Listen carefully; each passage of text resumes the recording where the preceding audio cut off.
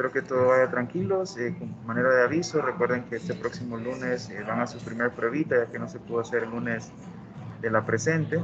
Y el martes creo que es martes 13. A ver. Sí, el martes 13 van a su segunda pruebita. En cuanto a su segunda pruebita, la mayor parte de las cosas, de los ejercicios y de la mayor parte de los ejercicios propuestos que están para este parcial son del capítulo de inducción magnética, que es el capítulo que estamos abordando actualmente. Entonces les recomiendo que por favor dediquen sus esfuerzos a estudiar muy bien este capítulo de inducción magnética. Creo que es el capítulo 14, más bien. ¿Okay? Ok, entonces déjenme abrir su libro para el día de hoy continuar encontrando el campo de inducción, que se le conoce históricamente el campo B, para algunas distribuciones importantes, ¿no? Antes me gustaría saber si todo está en orden en cuanto al sonido y lo demás. Jonathan Cruz, ¿me escucha bien? Sí. Perfecto. Entonces le damos, fíjense, habíamos encontrado pues que el campo de inducción viene dado por la ley de Biot-Savart. La ley de Biot-Savart se le puede considerar también una ley fundamental. De hecho, Biot y Savart la propusieron antes que la ley de fuerzas de Ampère. Y la ley de Biot-Savart pues no es más que este vector que está acá, ¿no? 14,2, que puede plantearse también en términos de otros elementos de corriente distribuidos, ¿verdad? K de A o J de tau, ¿no? ¿De acuerdo? Como en 14,7 o en 14,11, ¿ok? ¿De acuerdo? Dick, Sí. está compartiendo la pantalla. Ah, No. muchas gracias. Gracias por decirme, porque creo que no lo estaba haciendo. Okay. Entonces, les decía que la ley de Biot-Savart está dado por la expresión 14,12, ¿no? O para corriente distribuida como 14,7, ¿no? Si es corriente distribuida en un volumen, o 14,11 si es corriente distribuida en una superficie, ¿de acuerdo? Entonces, ya hemos visto el campo de inducción, calculado el campo de inducción para, por ejemplo, una línea finita, ¿no? Que iba desde menos L1 hasta L2 en Z, y a partir de esta, también entonces encontramos el campo de inducción o el campo B para una línea infinita, ¿no? Entonces hay que tener a mano ese resultado, el campo de una línea infinita que está dado por la expresión 14,18. Y esto, si mal no recuerdo, ¿sí? Lo calculamos nada más para puntos de campo sobre el eje. Perdón. No. Eso es para cualquier punto de campo. ¿Okay? Para cualquier punto de campo, entonces tenemos esto, ¿no? ¿Ver? Perdón, esto. Hablando de las líneas, ¿verdad? Para la línea infinita, este es el resultado. Para la línea finita, el resultado es 14,15. O en términos de unos ángulos que introdujimos, 14,16. Entonces, el resultado que tienen que recordarse muy bien es el campo debido a una línea infinita que está dado por 14,17. ¿Okay? Y también calculamos el campo de inducción para una espira, ¿no? Si se recuerdan, aquí es donde calculamos el campo para una espira, o sea, debido a una espira, sobre cualquier punto, sobre el eje Z, que le llamamos. Ese sí. ¿Ok? Entonces, ese campo está dado por la expresión, ahora sí, 14,18. Y esto es cuando el punto de campo está en el centro de la espira, y esto es cuando el punto de campo está muy lejos, ¿no? En relación al radio de la espira, por ejemplo. Ok, entonces, bueno, calcular eso es muy sencillo. Quiero hoy, entonces, abordar un par de resultados importantes, a saber, el campo en solenoide. También podemos hablar del campo de un plano de corriente, o plano infinito, mejor dicho, de corriente, y platicarles un poquito de cómo obtener la ley de fuerzas de Ampère a partir de la ley de Biot-Savart. Ok, entonces comencemos. Miren, en cuanto al solenoide, un solenoide es un cilindro en el que se enrolla un cable, alambre, ¿no? Los solenoides tienen una amplia gama de aplicación, ¿verdad? Por ejemplo, sus autos, sus automóviles, etcétera, tienen solenoides en sus motores, ¿no? O sea, no es más que una bobina, un cilindro, digamos, en el que se enrolla, por ejemplo, una alambre, ¿no? Y si ese alambre está como que muy pegadito, cada espira, que se le va, cada vuelta que se le va haciendo, entonces se le conoce como un solenoide ideal. ¿Okay? Entonces es importante por su aplicatividad, digamos, de la aplicatividad, las aplicaciones que tienen los solenoides, calcular, estar bien sabidos cómo calcular el campo y también tener el resultado a mano, ¿no? Entonces, vamos, encontremos el campo de un solenoide, que aquí, recuerden que las figuras de Wagner no son como que lo más atractivo que existe. Entonces, aquí nos podemos imaginar que tenemos el cilindro, está acostado, y este es un corte, ¿no? Es un corte del cilindro, un corte lateral. Ajá. Entonces, esto representan como los alambres, ¿no? Imagínense que yo estoy poniéndole el alambre al cilindro, entonces así se miran, lo que vamos a ver es esto. ¿De acuerdo? Entonces yo quiero calcular el campo de inducción en un punto P cualquiera dentro del solenoide, debido a la corriente que circula por estas espiras, ¿no? Entonces nos ponemos a pensar, Jonathan, no sé si miran mi pantalla ahora, sí, tranquilos, ¿todo está bien? Sí, sí, sí, mira. Ok, perfecto. Entonces, ojo con esto, porque si no lo captan puede llegarlos a confundir, ¿verdad? Ok, perfecto. Miren, si yo tuviese una espira, solo una espira de corriente, es muy fácil calcular el campo. De hecho, nosotros podríamos utilizar perfectamente el resultado que ya conocemos, ¿no? Debido a una espira de corriente. Ok, y recuerden que estamos hablando de corrientes que son constantes, ¿verdad? Corrientes que les conocemos como estacionarias. Entonces, si fuese solo una espira, encontrar el campo y en ese eje central que lo hemos supuesto, solo utilizo esto. ¿Están de acuerdo? Ok, solo utilizo esto.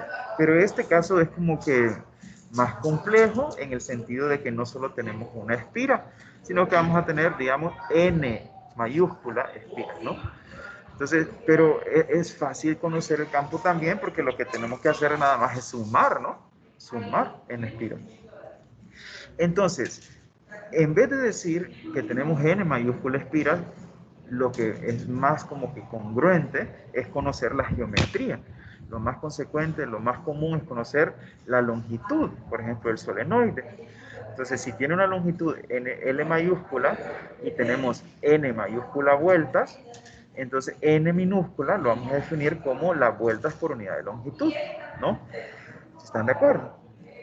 Muy bien, entonces en lugar de poner n veces el campo debido a cada una de las espiras, lo que vamos a introducir en su lugar va a ser una densidad de vueltas, ¿no? Una densidad de espiras. Sería n minúscula, número de espiras por unidad de longitud. Ahora bien, por tanto, si yo quiero calcular el campo, pues puedo tratar de calcular el campo debido a un pedacito de solenoide, ¿no? Y entonces vamos a introducir una longitud diferencial de solenoide. O sea, no voy a hablar de una espira, sino que voy a hablar más bien de un pedacito de Z sub 0 de solenoide. ¿De acuerdo? Entonces, ese pedazo de Z sub 0, como ya definí n, que es una densidad, entonces el número, ¿verdad?, de espiras que voy a tener de n, diferencial de n, corrientes de espiras o corrientes filamentales, lo pueden percibir también, ¿verdad? Eh, entonces voy a tener dn sería igual a n, que es la densidad por dz sub 0. O sea, la densidad por dz sub 0 lo que me va a dar es precisamente como el número de espiras o el número de corrientes que circulan por una espira para poder calcular el campo. Entonces es mejor así, de tal manera que el campo total, ¿verdad? El campo total, que sería la suma, estaría dado por, a ver, ¿dónde está para una espira? Un segundo.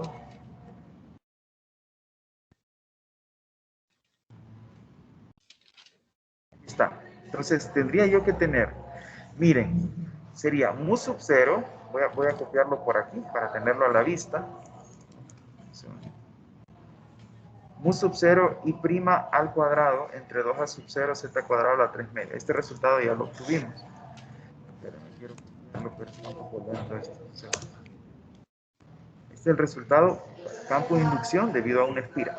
Pero ahora dijimos, no vamos a hablar de una espira, sino que la espira contenida en un pedazo de z sub 0. Entonces comparen esta expresión con esta. Mu sub 0 y prima, mu sub 0 y prima, al cuadrado, n de z sub 0. Este n de z sub 0, entonces sería el número de espiras contenidas en un pedazo de z sub 0, ¿no? ¿De acuerdo? Cada una de esas espiras contiene una corriente I'.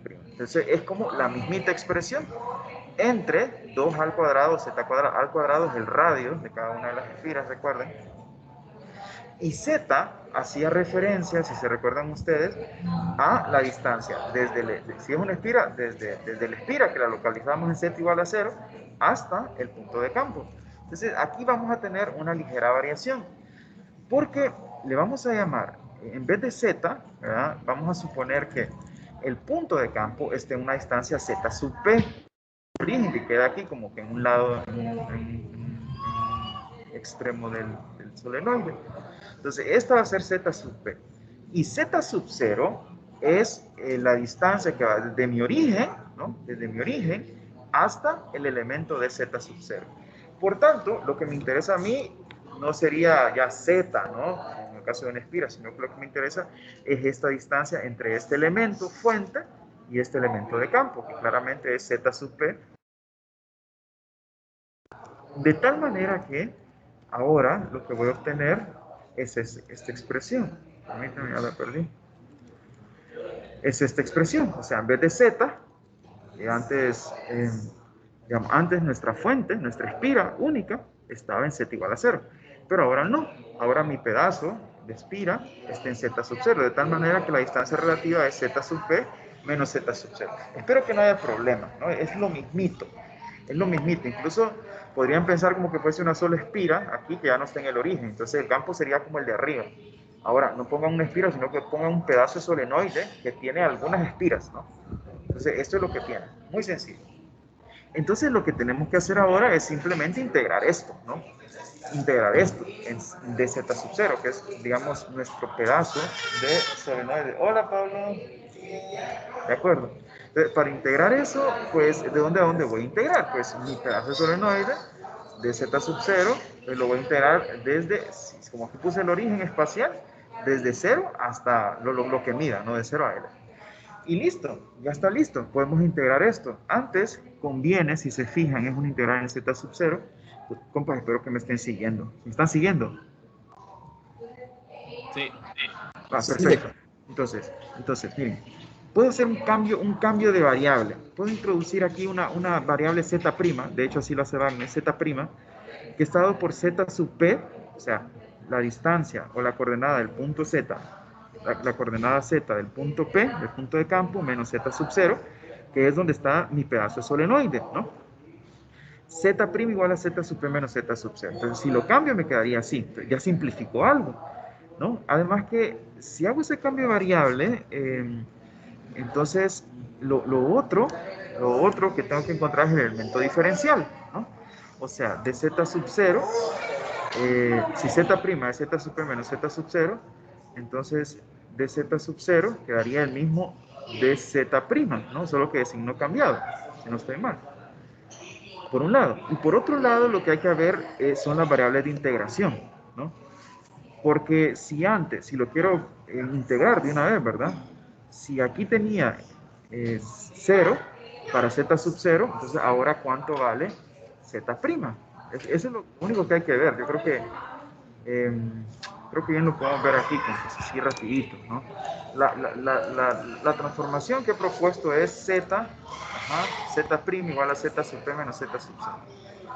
Z igual a z sub p menos z sub 0. Si están de acuerdo. ¿Okay? Eso es lo que acabo de introducir.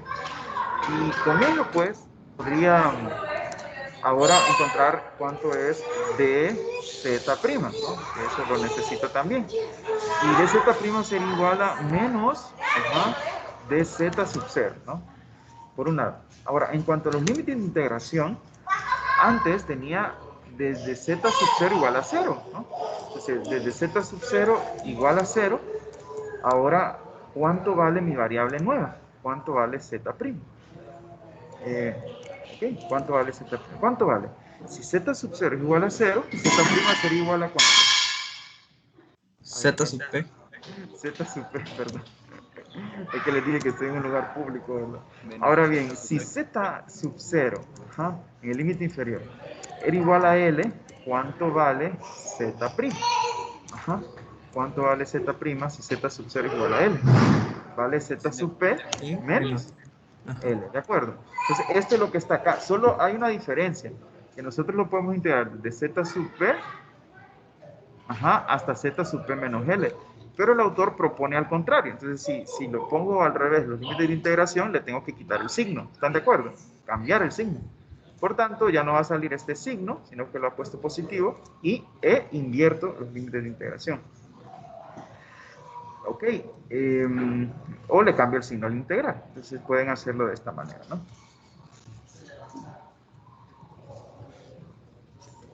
Ok. No sé si quedó claro. ¿Tocayo? Sí. Muy bien, entonces, con eso dicho, como que queda más sencillo de hacer, ¿no? Más sencillo. Porque esta integral ya la conocemos. Se recuerdan que cuando tenemos aquí abajo la 3 medios, entonces aquí abajo queda a la 1 medio. ¿Se acuerdan? Y luego esto es evaluando en el límite superior y esto en el límite inferior. ¿Estamos? Ok, entonces, bueno, ese es el resultado. Ese es el campo de inducción debido a un solenoide ideal, le decimos, solenoide ideal, ¿ok? De acuerdo. Podemos hacer mejor todavía. Si hacemos introducimos unos ángulos como lo hemos hecho hace poco, lo hicimos hace poco como una línea finita, pues podemos pensar algo muy similar introduciendo estos ángulos, alfa 1 y alfa 2, y cambiar esa expresión, esos ángulos, nos quedaría esto, con el mismo objetivo. ¿Cuál era el objetivo en el caso de una línea finita? Compañero David Altamirano, cuando hicimos ese cambio a esos ángulos, teníamos un objetivo. ¿Cuál era el objetivo? El objetivo fue que podamos visualizar cuánto es en los extremos y así aproximarlo. Sí, el objetivo era tomar un caso límite, un caso particular que era para una línea finita, infinita, ¿cierto? Lo mismo acá, los ángulos tienen que tender, entonces, si es un solenoide muy grande, entonces los ángulos tienen que tender ¿a cuánto? Como la vez pasada, a pi A pi. medio. Sí, Y medio, son 90 grados. Entonces, con ese límite obtenemos nosotros el campo debido a un solenoide infinitamente largo. En esta introducción, perdón, de ángulos, no, más bien aquí, es que la vez pasada lo hicimos como con los complementarios.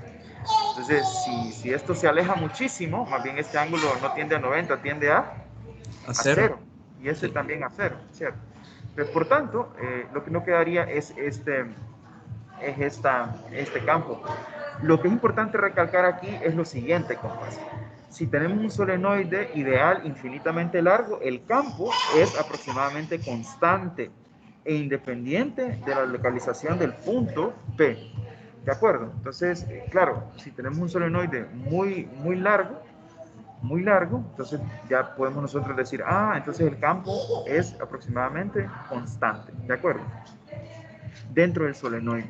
Ese resultado quédense con esa idea, ¿no? Lo otro es recordar lo que es un solenoide infinitamente largo, ¿no? Compañero Altamirano, ¿qué es eso de solenoide infinitamente largo, David? Son como que lo podemos considerar como un cable conductor extremadamente largo. Pero extremadamente largo, pero, o sea, es importante recordar que decimos que es un solenoide largo, como un cilindro embobinado, ¿no? Largo, pero ¿qué tan largo? De aquí a San Pedro. No, o sea, lo que hay que comparar ahí es la longitud en relación a su geometría específica, a su área transversal, por ejemplo. ¿De acuerdo? Entonces, que sea muy largo en relación a su área transversal. ¿De acuerdo? Entonces, ahí podríamos modelarlo como que muy largo. ¿Okay? Muy bien. bueno, o sea, no a su área, no, sino que a su diámetro, podríamos decirlo así. La longitud en relación a su diámetro, ¿ok? Muy bien, entonces recuerden ese resultado, compas, recuerden, y cuando miren entonces una bobina, un solenoide de su carro, ustedes pueden decir, ah, ya conozco el campo, ¿verdad? Si conecto este, ya conozco el campo que fluye por ahí. Mu sub 0n por I'. Por cierto, compañero Altamirano, la corriente la puedo conocer con un amperímetro, mu sub 0 es una constante. Si quiero conocer el campo de inducción, necesito este n. ¿Cómo calcularías n? N minúscula. ¿Cómo calcularías n minúscula? Lo que haría sería como medir todo el Ajá. solenoide, la longitud, y después ir contando cuántas espiras tiene. Así de sencillo. Contar las espiras y dividirlas entre lo que me diste. Eso sería. Y ya tenés entonces el campo. ¿De acuerdo? Muy bien. Eso en cuanto a cálculos para corrientes filamentales. Que aquí también fue para corrientes filamentales solo que una suma, ¿no? El plano infinito es una distribución y sería lo mismo, ¿no? O sea, muy similar, solo que ahora entonces utilizamos la expresión pertinente que sería K producto cruz con R entre R al cuadrado. Aquí hay un error, compas, a ver. Aquí hay un error, aquí es R al cubo. Déjenme ver. Ver la expresión.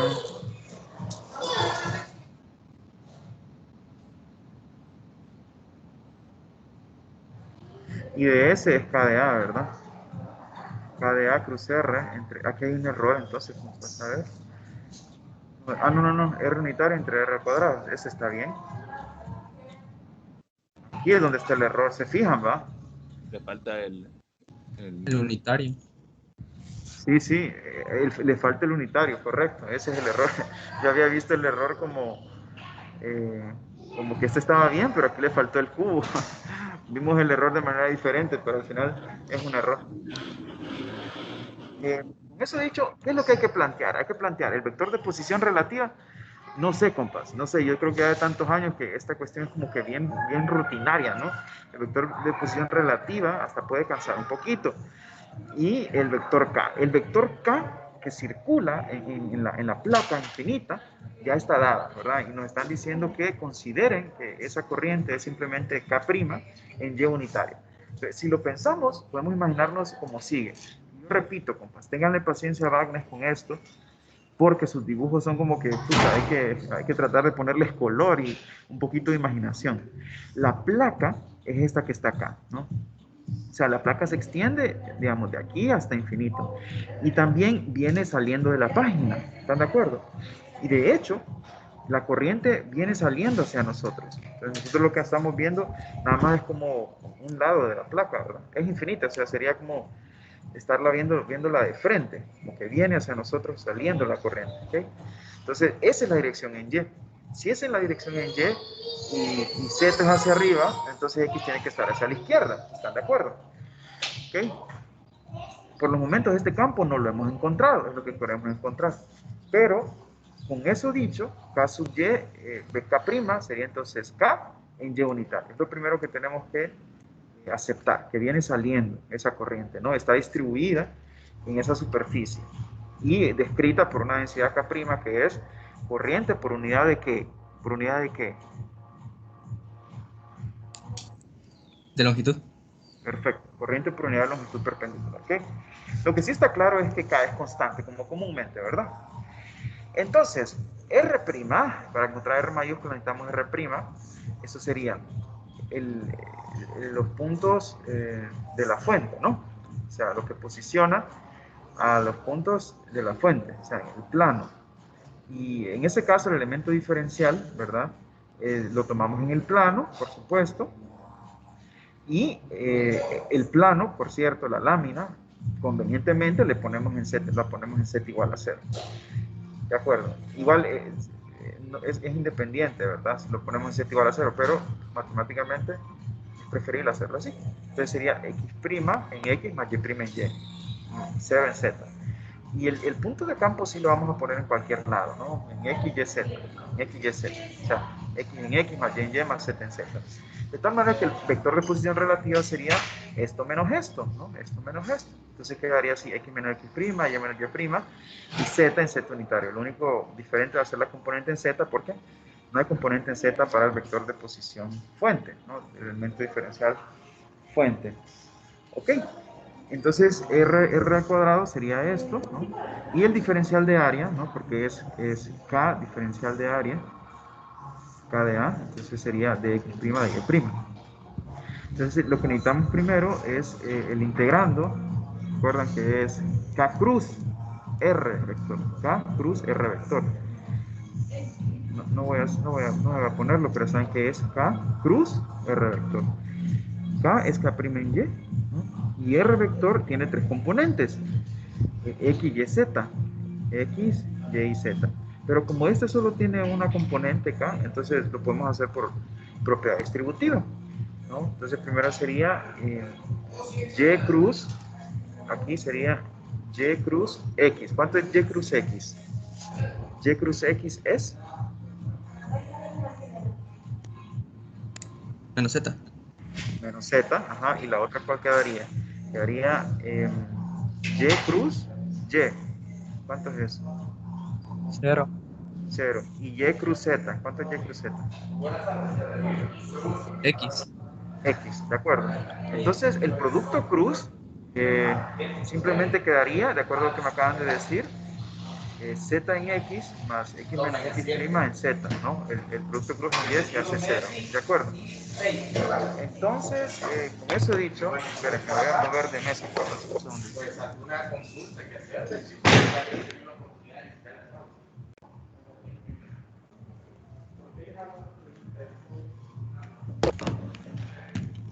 ¿Me escuchan siempre, estimados? ¿Me escuchan bien?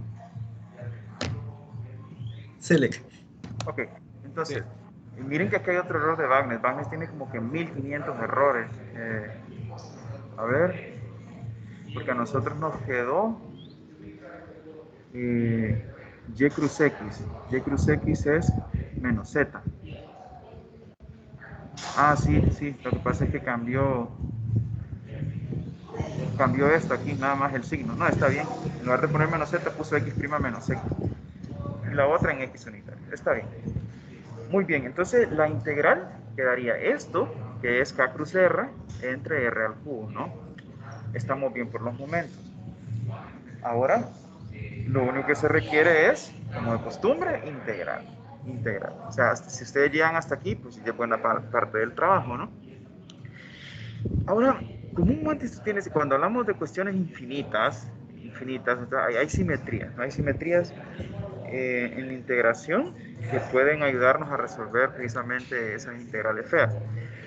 Lo primero que pueden notar es que tenemos aquí variables o diferencias de variables, x' menos x, x menos x'. Como está al cuadrado, es lo mismo que tener x' menos x, si están de acuerdo, ¿no? Entonces, bien podría yo introducir una variable que sea x mayúscula, como lo hizo Wagner, x' menos x, ¿cierto? Aquí también quedaría, porque está al cuadrado, quedaría la misma x' al cuadrado, y aquí un y mayúscula, ¿no? Y el z minúscula porque no hay ninguna diferencia similar.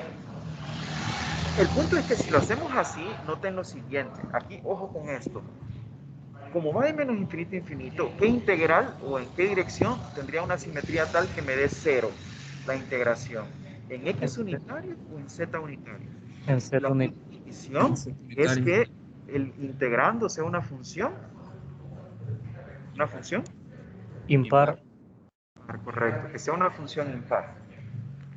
Y precisamente en z unitario vamos a tener un integrando impar, ¿no? Entonces, por cada menos infinito, infinito, va a hacer esa integración va a quedar 0. La única que te tendría que hacer sería en x unitario, si están de acuerdo. Pero también está fácil, porque es integral z entre una constante, al final esto es una constante, más z al cuadrado a la 3 medios, nos ha salido un montón de veces, ¿cierto? ¿Cuál es el resultado? 2 sobre el X, sí, en el caso sería ¿Perdón? sí, 2 sobre X al cuadrado más Y al cuadrado. Correcto. 2, ¿se acuerdan que si le ponemos eso ρ cuadrado, entonces sería 2 sobre ρ, ¿verdad? Así es la cosa. Entonces, lo hemos hecho una y otra vez, lo pueden hacer en alfa. El punto es que ahora ese no es el resultado total, sino que ese resultado ahora hay que integrarlo, ¿cierto? Pero eso, digamos, también es muy sencillo. De hecho, si no estoy mal, eso lo habíamos hecho, ustedes lo habían hecho en física 321, ¿no? Cuando abordaron también, si no estoy mal, un plano infinito. Entonces me voy a ir 287, ecuación 311, creo que es la clave aquí. Entonces lo vemos, lo repasamos rapidito, así, porque por si no se recuerdan. Aquí ese integral, repito, solo quiero que vean ese integral, que va a ser la mismita, la que va a quedar en la ecuación 311 que dice ahí en el libro. De hecho, es cuando teníamos también un plano infinito cargado. Si se fijan, quedaba una cuestión muy similar. Solo que ahora hemos puesto X mayúscula y Z mayúscula. De ahí es lo mismito, ¿no? Y aquí teníamos una componente más, pero igual se hace 0. Entonces lo que queda nada más... Ah, aquí está. Perfecto, esto nos va a ayudar visualmente. Esto ya lo sabemos, ¿verdad? Y después lo que nos quedaría es esto. ¿Okay? E integrar esto es muy fácil, ¿no? Z entre x' cuadrado más z cuadrado. Yo particularmente no me recuerdo, así que la voy a hacer. No sé si ustedes se recuerdan de ese resultado. Pero Es por una suerte que tangente inversa. podemos hacerla una y otra vez. ¿Cómo? Tangente ¿Cuánto inversa. queda? Tangente inversa. Tangente inversa. Sí. Ah, sí, pero ya evaluada. Entonces sería aquí, Da como pi. Sí. ¿verdad? Sí, porque tangente inversa de... Ajá. Uno, solo voy a poner aquí, solo para sacar de la duda a quienes están también dudando, como y x cuadrado más z cuadrado, ¿no? ¿Por qué sería aquí? Por x. From menos una cosa así. Entonces dicen los compas que tiene que quedar algo como pi o menos pi. A ver.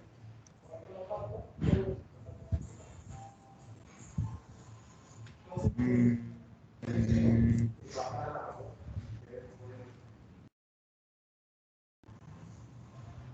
a ver cuánto da. Ah, sí.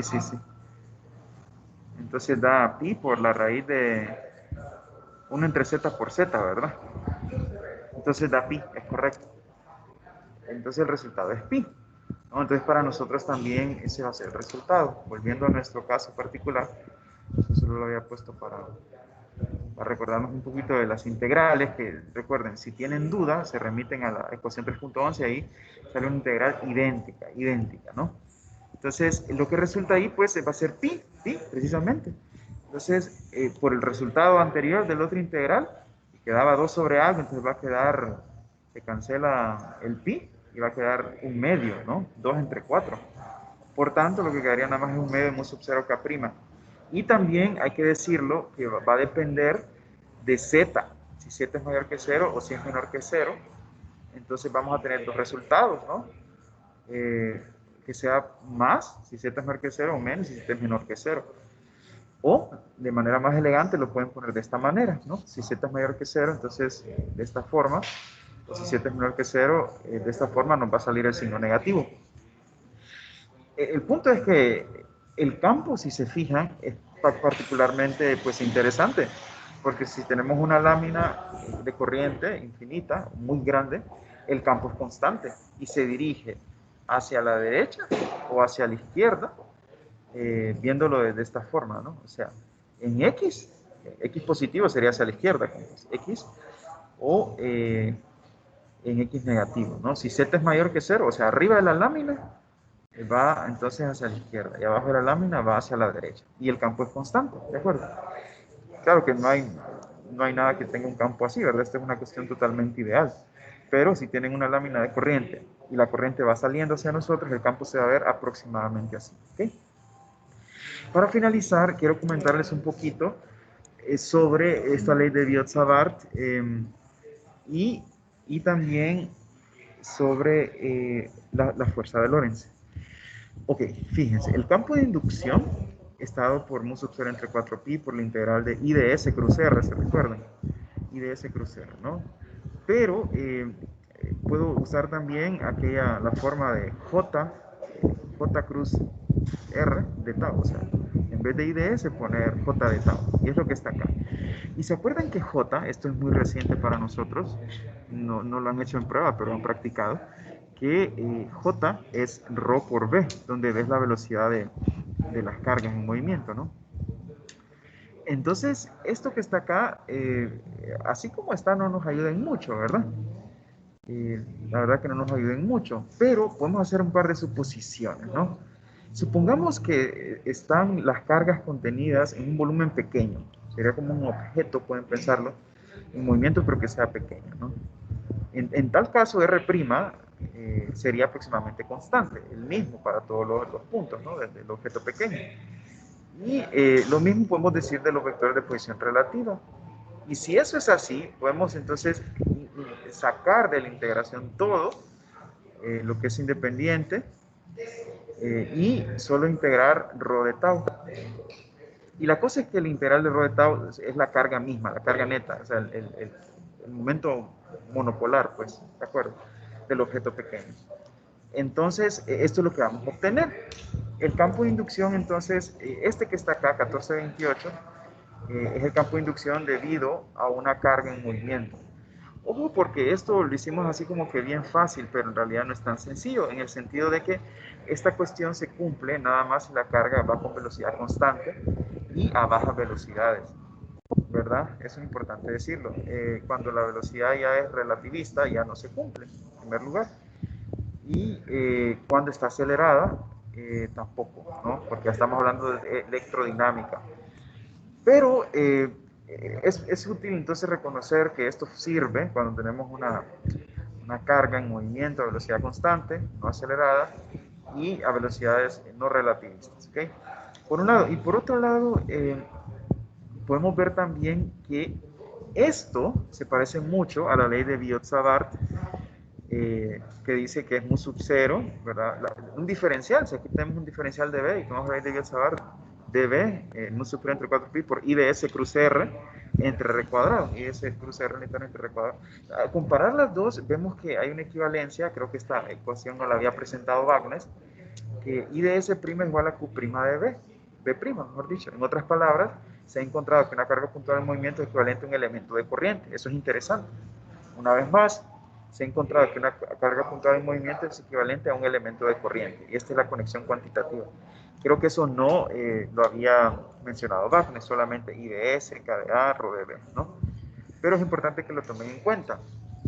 El punto es este, que se acuerdan que la fuerza magnética estaba dado por IDS cruz B, ¿se acuerdan? Si no, se la voy a poner por acá, porque sí es un resultado muy importante. Acá está, ¿no? O sea, si toma un DF, por ejemplo, un DF sería IDS cruz B, ¿cierto? Entonces, como ya sabemos que IDS es equivalente a Q por B, pues podemos pensar que la fuerza ahora para una carga puntual, unos 5 minutos, va a ser Q por B cruz B, ¿no? Y esto es lo que se conoce si le sumamos. Entonces, pensémoslo de esta manera. Si yo tengo una carga puntual en un campo magnético B, entonces la fuerza magnética que actúa sobre la carga debido al campo va a ser Q por B cruz B, ¿no? Y si además hay un campo electrostático, por ejemplo, porque estamos suponiendo condiciones estáticas, ¿no? Si hay un campo electrostático, entonces hay que sumarle a la fuerza que actúa sobre la carga no solo esta fuerza magnética, sino la fuerza electrostática, que sería Q por E. De tal manera que la fuerza total sería esta, Q por E más B cruz B. Y esta expresión se le conoce como fuerza de Lorentz. Y es importante porque en nuestra teoría de campos usualmente nosotros calculamos campos, pero se nos olvida, después de alguna experiencia que tendrán ustedes en sus cursos que vienen, hasta se nos olvida trabajar con fuerza, que es la interacción. Entonces la interacción no está dada por las ecuaciones de Maxwell. Las ecuaciones de Maxwell solo nos dan campos, campo magnético, campo eléctrico, pero la interacción está dada por la ley de fuerza de Lorentz, que es esta que acabamos de poner aquí, ¿no? Y, digamos, volviendo a esta expresión, ¿no? También podemos poner la ley de fuerzas de Ampère en función de esas cargas interactuando, ¿no? A velocidad constante y estaría dado por esta expresión. Pero esta, pues, es la ecuación de fuerzas de Lorentz, la ley de fuerzas de Lorentz que quería rescatar, ¿no? ¿Ok? Muy bien, entonces para finalizar, se ve pues que es fácil, si yo les pido lo siguiente, a los compas de electro se los pido, usualmente, si yo tengo el campo de Biot-Savart, pónganlo así, si yo tengo el campo de Biot-Savart, y lo pueden considerar como fundamental, y yo por otro lado considero como fundamental la ley de fuerzas de Lorentz también, ajá, de otra óptica, ¿no? Entonces es fácil encontrar la ley de fuerzas de Ampère, repito, y así sucede también con muchos, digamos, no sé, pensadores de la ciencia. Así como si yo considero fundamental la ley de Biot-Savart, si yo considero como fundamental la ley de fuerza de Lorentz, entonces puedo obtener la ley de fuerzas de Ampère. ¿De acuerdo? La ley de fuerzas de Ampère. Entonces, si ustedes gustan, háganlo si gustan. Y bueno, estos últimos párrafos son nada más lo que les comentaba sobre que esto aplica cuando la velocidad es baja, ¿no? Y la velocidad es constante. Es baja en comparación con la velocidad de la luz. Por último, ya sabemos nosotros pues la ley fundamental de la magnetostática, que bien puede considerarla como la ley de fuerzas de Ampère o la ley de Biot-Savart. Ya podemos calcular campos, el campo de inducción para diferentes distribuciones, pero ahora falta formalizar algo, falta formalizar, sintetizar, así como lo hicimos en electrostática, a través de dos cosas que describen por completo nuestros campos estáticos, ¿no? Porque si se recuerdan, nuestro campo B también depende del inverso de R cuadrado, ¿no? Entonces es uno de esos campos que en infinito va a ser cero, ¿cierto? En infinito va a ser cero. Y ese tipo de campos se caracterizan, según el teorema de Helmholtz, se caracterizan por dos cosas. Solo necesitamos dos cosas de esos campos para conocerlos por completo. Ya lo saben ustedes, su rotacional y su divergencia. Así que nuestro trabajo ahora va a ser sintetizar el campo B con su rotacional y su divergencia, ¿de acuerdo? Esta nos va a decir sobre la inexistencia de monopolos magnéticos, lo cual es sumamente interesante. Y a este rotacional igual a algo, esta divergencia va a ser cero, lo que nos habla de inexistencia de monopolos, decía. Y este rotacional igual a algo, veremos qué es ese algo, se le conoce como la ley de Ampère, ¿no? En su forma diferencial. No la ley de fuerzas de Ampère, esa es la que acabamos de ver, sino que la ley de Ampère. Esta ecuación que va a surgir necesitará una corrección en el caso electrodinámico, que lo pudo ver Maxwell, y se le rebautiza como la ley de Ampère-Pleca-Maxwell, ¿no? Hacia allá vamos orientados, estimados. Por los momentos lo dejamos hasta aquí.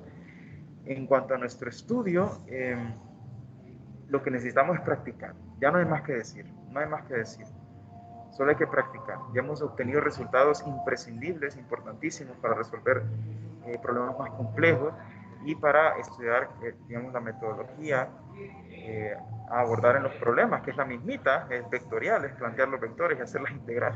Eso es, lamentablemente. Eh, entonces, para los demás ejercicios, lo que hay que hacer es exactamente lo mismo. El día de mañana voy a hacerles, si me permiten, unos 3, 4 ejercicios rapiditos. Voy a tratar de hacerlos hechos así muy rápido, o sea, sintetizado todo, me refiero, para no perder tanto tiempo y solo venir al grano, y ustedes van avanzando con la tarea. La mayor parte de su prueba, de este parcial número 2, es de cálculo de campo de inducción, ¿ok? Lo último que les iba a decir es algo que no se ve aquí, pero es bien interesante por si lo quieren tomar en cuenta, aprovechando que tenemos unos minutitos, es que si una partícula ingresa a un campo magnético, claramente va a percibir una fuerza, ¿no? Que es la fuerza de Lorentz, ¿verdad? U por B cruz B. Entonces, si ustedes resuelven, siempre en el ámbito clásico, la segunda ley de Newton, entonces, si la partícula, digamos, el campo de inducción, aquí no se mira, ¿no? Porque solo he puesto una hélice circular. Aquí está mejor. Miren, si yo tengo un campo magnético, esto lo pueden demostrar. Si a alguien le gusta le gustaría practicar un poquito de dinámica de partículas en campos magnéticos uniformes, esto es interesante. Agarren la segunda ley de Newton, agarren la fuerza de Lorentz para el campo magnético y les comento, resultados importantes. Si la partícula ingresa perpendicular al campo, así, el movimiento va a ser circular, nada más así, circular. Y si la partícula ingresa con cierto ángulo, o sea, este va hacia acá y ingresa a cierto ángulo, no 90 grados, no perpendicular, sino que cierto ángulo, la trayectoria va a ser un helicoide, una hélice circular. Si lo miran si se paran en X, lo que van a ver ustedes son círculos, pero también se va a estar trasladando en esa dirección de X, ¿no? Entonces, es muy interesante demostrarlo, por si alguien tiene tiempo y lo quiere demostrar, enhorabuena. Solo necesitan la segunda ley de Newton, ¿no? Un poquito de mecánica clásica, resolver eso y listo, ¿de acuerdo? Y encontrar la ecuación de órbita, ¿no? Encontrar la ecuación de órbita. Bueno, estimados, hoy sí, lo dejamos hasta aquí. Que estén muy bien. Adiós. Gracias, Luis. Con gusto. Pronto. Gracias. Gracias, Lick.